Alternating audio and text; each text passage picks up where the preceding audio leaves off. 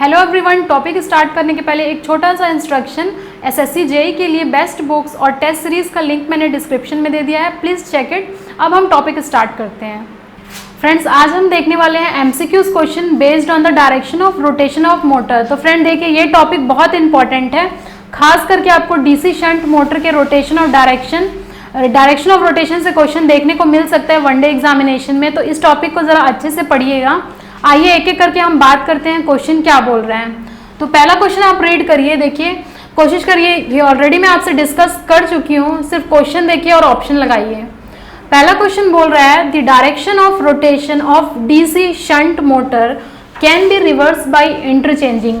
तो पहले आप अंडरलाइन कर लीजिए ये किस मोटर के बारे में बात कर रहे हैं। तो ये डीसी शंट मोटर का बात कर रहे हैं क्वेश्चन में।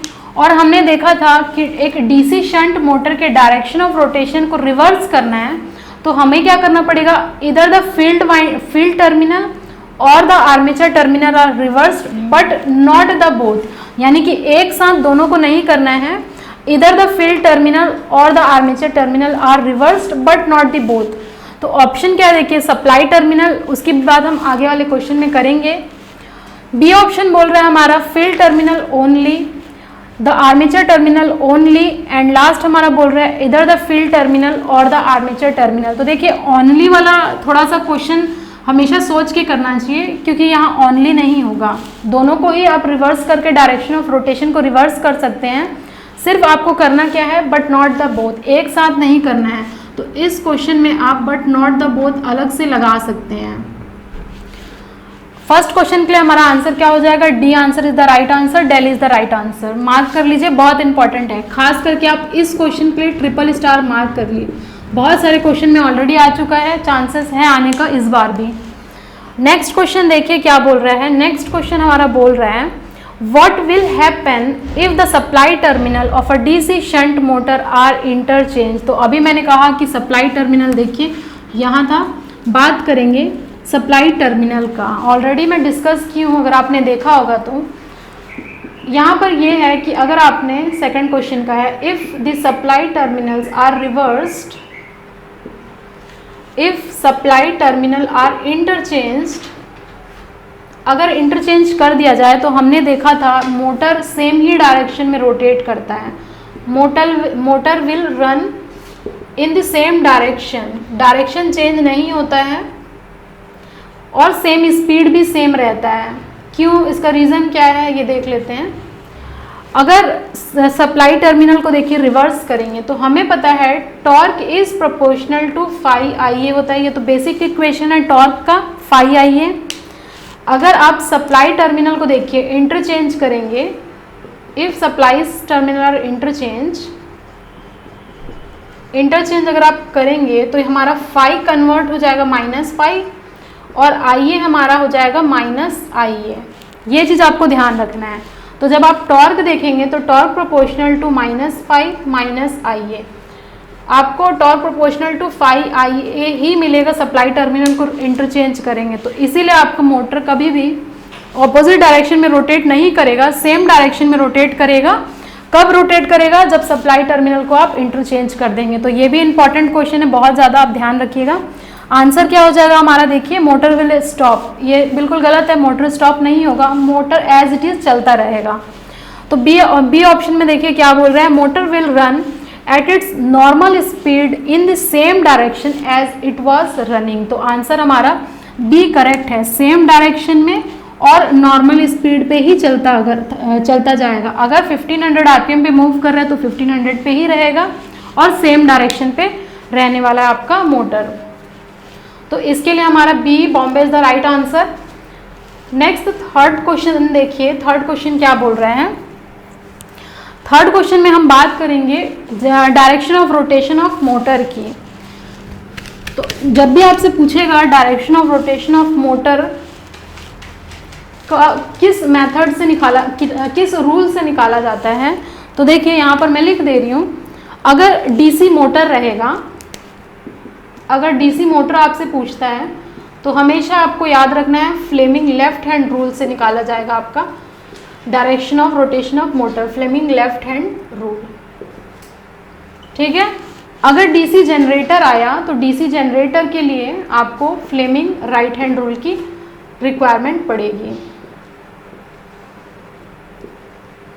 फ्लेमिंग राइट हैंड रूल, इसको आप बॉक्स में फिल करके इसको भी आप ट्रिपल स्टार मार्क कर लीजिए, बहुत ज़्यादा इंपॉर्टेंट है, आया हुआ क्वेश्चन है आपका।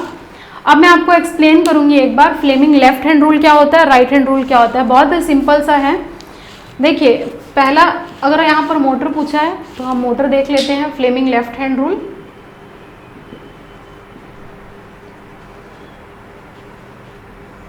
फ्लेमिंग लेफ्ट हैंड रूल, तो देखिए ये मेरा लेफ्ट हैंड है, ये मेरा लेफ्ट हैंड है जिसमें कि मेरा जो फोर फिंगर है वो बताता है डायरेक्शन ऑफ मैग्नेटिक फील्ड को, और फ्लक्स भी बोला जाता है। तो four finger will indicate the direction of magnetic field. हमारा जो मिडिल फिंगर है वो हमेशा डायरेक्शन ऑफ करंट को बताता है, और जो हमारा थंब है वो बताता है डायरेक्शन ऑफ फोर्स या फिर मोशन एट द कंडक्टर। तो ये चीज़ आपको पता रहनी चाहिए, इससे भी क्वेश्चन आपका काफ़ी ज़्यादा पूछा जाता है। ये हमारा हो गया थंब, ये मेरा हो गया देखिए फोर फिंगर, एंड ये मेरा हो गया मिडिल फिंगर, और ये दो एक्स्ट्रा फिंगर है, इसकी रिक्वायरमेंट नहीं है आपको।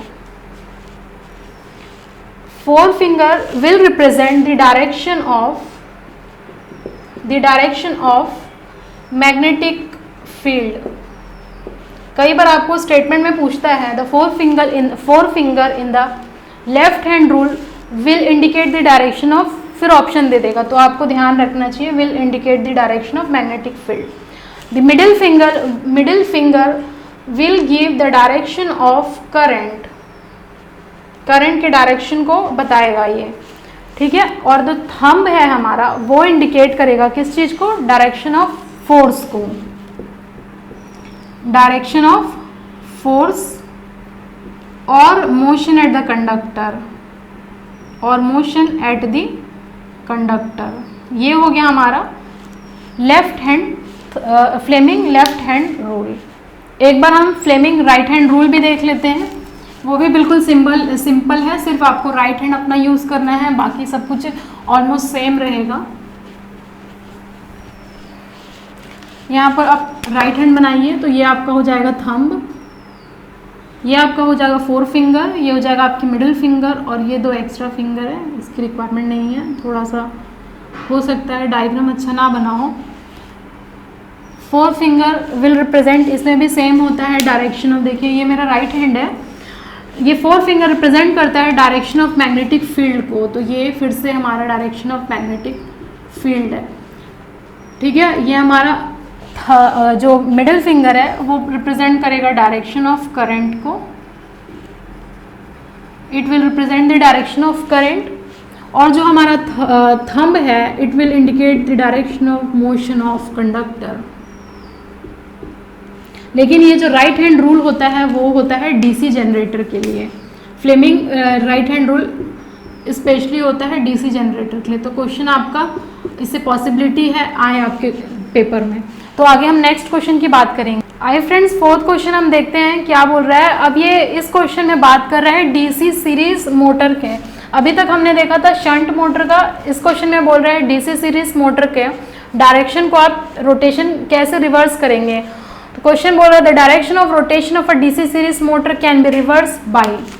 डीसी सीरीज मोटर में हमने देखा था आर्मेचर और सीरीज एक दूसरे के सीरीज में कनेक्टेड होते हैं। जैसे ये हमारा हो गया armature, this is our armature, this is our field, और ये हमारा प्लस माइनस वीटी होता था, तो साथ में ही कनेक्टेड होता है। अगर हम लोगों को इसके डायरेक्शन को रिवर्स करना है तो क्या करना पड़ेगा हमें, by interchanging the field terminal we can change the direction of rotation of DC series motor. तो इस क्वेश्चन के लिए हमारा आंसर हो जाएगा by changing interchanging the field terminal we can change the direction of rotation of DC series motor. तो ध्यान रखिएगा डीसी सीरीज मोटर का शंट क्या होता था, बाय चेंजिंग इंटर, हम लोगों को कैसे चेंज करते थे, फील्ड, इधर द फील्ड और the armature but not the both. Series में हमारा ये कंडीशन होता है। फिफ्थ क्वेश्चन क्या बोल रहा है, direction of rotation of a DC compound motor can be reverse by. तो जैसे मैं आपको एक्सप्लेन की थी, जब हम कंपाउंड मोटर पढ़ते हैं अगर उसके डायरेक्शन को आपको चेंज करना होता था तो आप क्या करते थे, आप आर्मेचर के टर्मिनल को कनेक्शन को रिवर्स करते थे,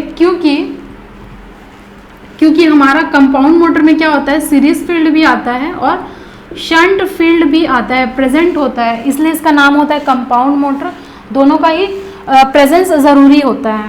अगर आपको रिवर्स करना है तो आप आर्मेचर को रिवर्स करिए कनेक्शन को, आपका रोटेशन चेंज हो जाएगा। लेकिन अगर आप सोचेंगे कि फील्ड को चेंज करने के लिए, तो आपको फील्ड का दोनों ही इन्वॉल्वमेंट ज़रूरी है। फील्ड का शंट भी होना चाहिए, सीरीज भी रिवर्स करना चाहिए, जो कि डिज़ायरेबल नहीं होता है। इसलिए इसका आंसर हो जाएगा आर्मेचर टर्मिनल को आपको रिवर्स करना पड़ेगा। तो आंसर हमारा 5th क्वेश्चन के लिए ए हो जाएगा, Agra is the right answer.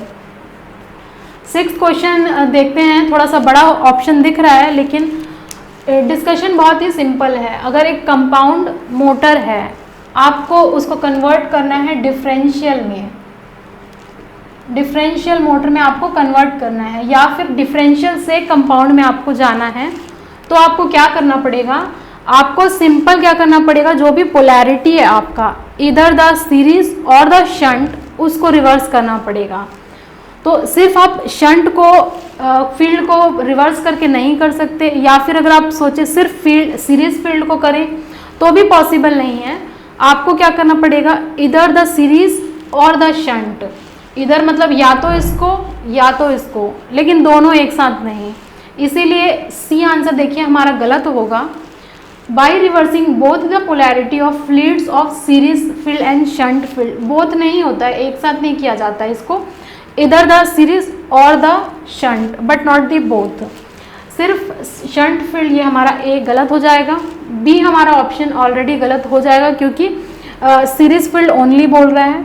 Involvement तो दोनों का है ना, शंट का भी है और सीरीज का भी है, तो सिर्फ एक को करके तो काम नहीं चलने वाला। इसीलिए हम लोगों का आंसर डी करेक्ट होगा। D dell is the right answer. By reversing the polarity of leads of इधर द सीरीज फील्ड और the shunt field we can change the compound motor to differential and vice versa. तो देखिए ये topic बहुत ज़्यादा important है, खास करके आपको डीसी शंट मोटर से क्वेश्चन देखने को मिल सकता है। तो अच्छे से एमसीक्यूज क्वेश्चन लगाइएगा और जाइएगा अपने वनडे एग्जामिनेशन के लिए। Thank you everyone for watching this video till end. If you like this video, share with your friends and subscribe this channel. Don't forget to press the bell icon button to get further updates. और अगर आप हमारे Telegram channel से जुड़ना चाहते हैं तो उसका भी लिंक मैंने डिस्क्रिप्शन और फर्स्ट कमेंट में दे दिया है, please check it. SSC JEE के लिए बेस्ट बुक्स और टेस्ट सीरीज का भी लिंक मैंने डिस्क्रिप्शन में दे दिया है। Thank you very much, see you soon in the next video.